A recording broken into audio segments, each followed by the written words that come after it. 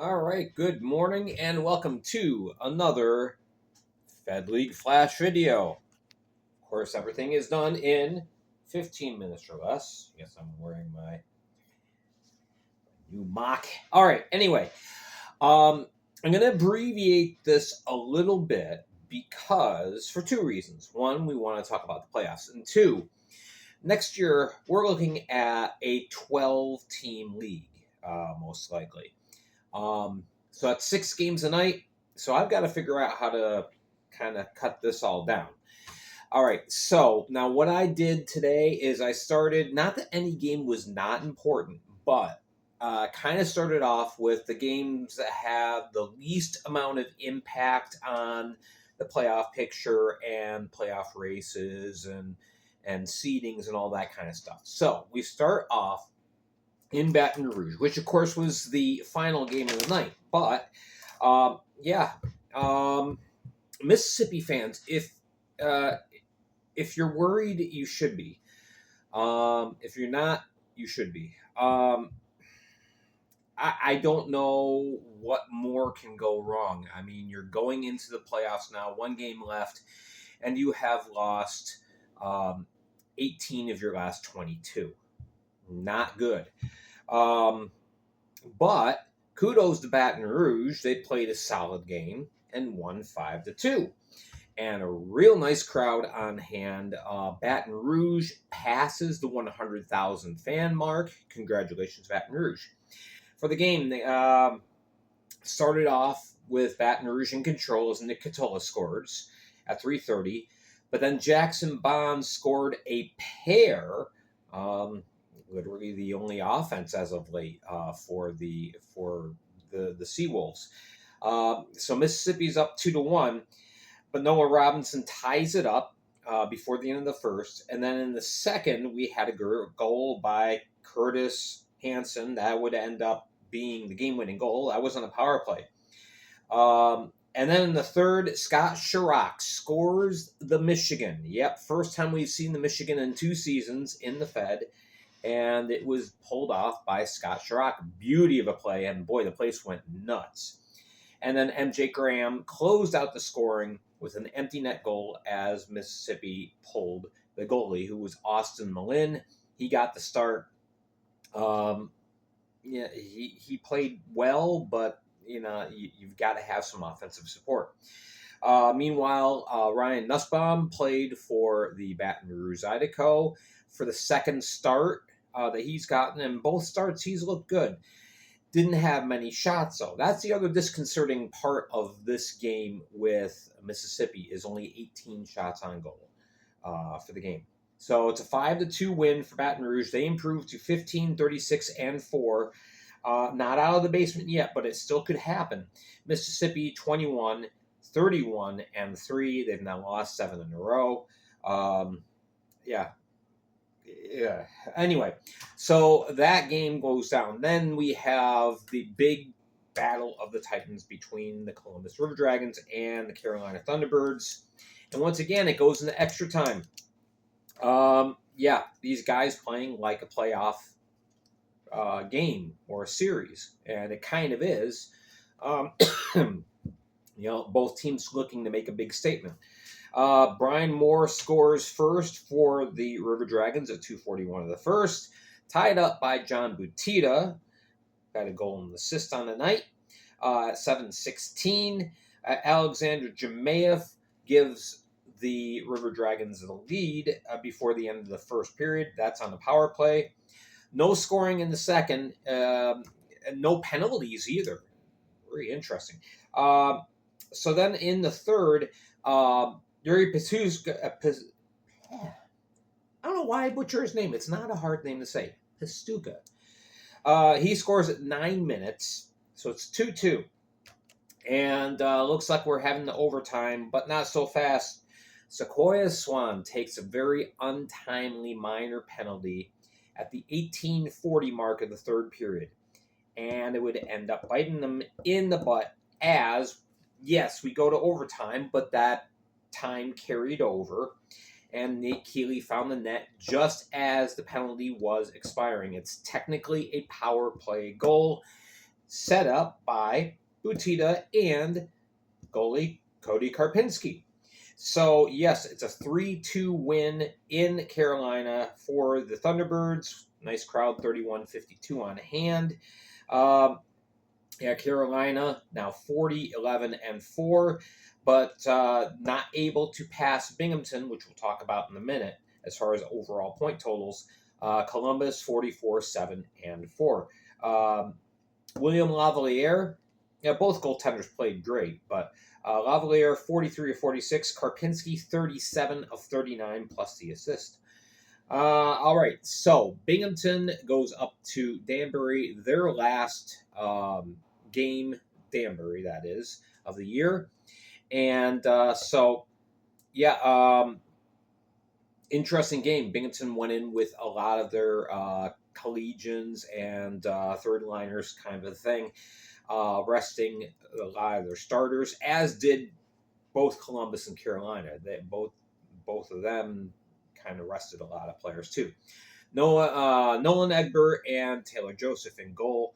And early on, it's a Johnny Ruiz show. First, he scores at 2:16, shorthanded. In between the two goals that he scored, he was getting shots on. He was setting up plays. Ruiz was just amazing in that first period. He scores on the power play at 19:57. It's kind of an emotional dagger when you give up a goal that close to the end of a period. So it's 2-0 at the end of one in favor of Danbury. Binghamton climbs their way back as Zach Pomelayan gets a match penalty for spearing, and Binghamton took advantage, scoring twice on the ensuing 5-minute power play. First, Scott Romekers, he scores, and then 2 minutes later, it's JT Walters. So Binghamton gets themselves back in it. Jacob Ratcliffe scores on a power play goal of his own. So far, all the goals are on special teams. No 5-on-5 goals.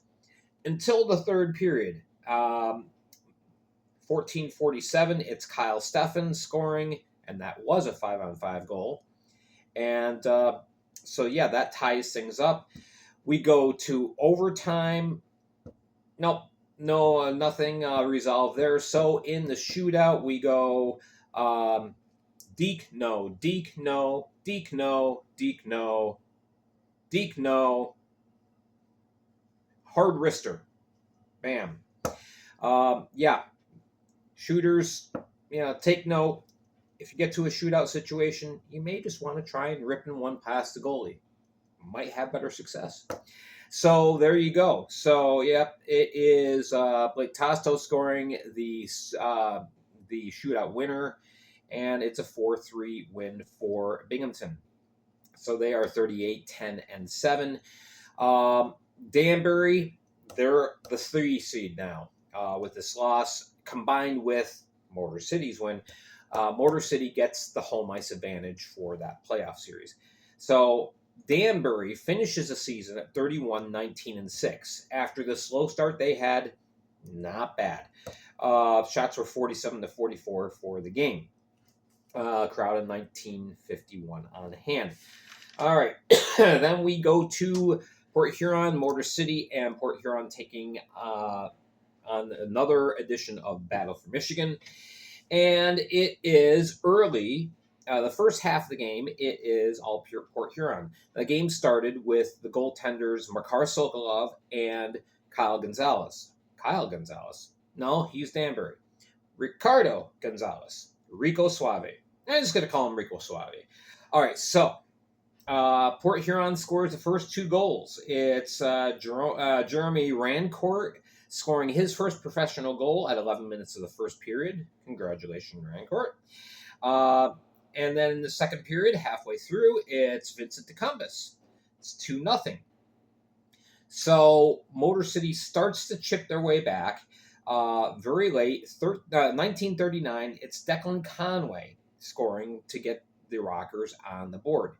Now, I'm not sure what happened. I did not see this part of the game, but in between the second and the third period, Sokolov was out, and Ian Wallace was in. I don't know if Sokolov got hurt. I saw in the stats that he was kind of in and out the last minute or so of the third period, or the second period. But in the third, it's Ian Wallace in goal for the Prowlers. And Mortar City, they get another one from Declan Conway at 2:04 to tie things up. And then we're going on, and the game's kind of going on and taking its court and its track. Everybody's thinking we're going to overtime, but nope, 6 seconds left. 6 seconds left. Scotty Koash nets the game winner. And that's it. Motor City wins home ice advantage. They win this version, or this battle in the Battle for Michigan, 3-2. Good crowd on hand at McMorran Place, 1875. So, yeah, Ian Wallace takes the loss. He stops 5 of 7 in that third period. Sokolov, again, I don't know what happened, but after the second, he was gone. Scotty Koash with the game-winning goal and an assist. Gonzalez stops 40 of 42. Ricardo Gonzalez, that is. And so, yeah, there we go. So Motor City is 32-19-4, and Port Huron is 28-21-6. These two teams will take on each other tonight in Motor City. And finally, this is the game that I was watching the closest, and it did not turn out the way that a lot of folks had hoped. Other folks, it turned out the way you hoped. Watertown goes down to Blue Ridge, and this was Blue Ridge's game. So we start off the game. Wrong stats, FPHL, fix your stuff. It was not Kozlowski starting in goal. It was Jacob Kement. Kement played the entire game for the Watertown Wolves. For the Blue Ridge Bobcats, it was former Wolf, Owen Liskovitz, and he had himself a game. A lot of good goalie performances last night, but Liskovitz was probably the most spectacular overall. And there were some highlight reel saves in other games. So Zach Tattern scores on the power play at 2:43. Watertown's biggest problem this year is they couldn't stay out of the box. 12-18, it's Vladislav Vlasov scoring on the power play. So it's 2-0. I'm sorry. This is all in the second period. The first period, there was no scoring. Then it was Jackson Bohan getting his first professional goal. So congratulations to Bohan. He scores a 14:56. Watertown does get on the board late in the second by a power play goal by Tate Leeson. So it's 3-1 at the end of 2. And then we get into the third. It's Nick McHugh scoring 53 seconds in. It's 4-1. There's a goal by Jacob Black at 3:25 to get Watertown to within 2. And then Liskovitz just shut the door. And that was it. So, it was a night to remember for the Bobcats as they pull off a very impressive win, 4-2. And shots for the game, 43 for Watertown to 33 for Blue Ridge, but Liskovitz stood on his head. So Watertown is 18-31-6. Blue Ridge is 15-32-7, and they hold the 5th place spot in the Continental. What does this mean? This means Watertown kind of shot themselves in the foot. They needed that win last night. So we go into tonight's action. Elmira has a 2-point advantage, meaning their magic number is 1, not 2, but 1 because they have the tiebreaker. So the only scenario that exists in which Watertown can clinch the final playoff spot is if they beat Blue Ridge in regulation and Binghamton beats Elmira in regulation. Otherwise, Elmira is the 4th place seed and will be taking on Binghamton next week in the playoffs. So there you go. Quite an interesting day. So yes, the final playoff spot will be decided tonight, and we'll see what happens with the other games as well. All right, final game of the season. It's been great. Hope you enjoyed it. Make sure to hit like and subscribe. We'll catch you tomorrow.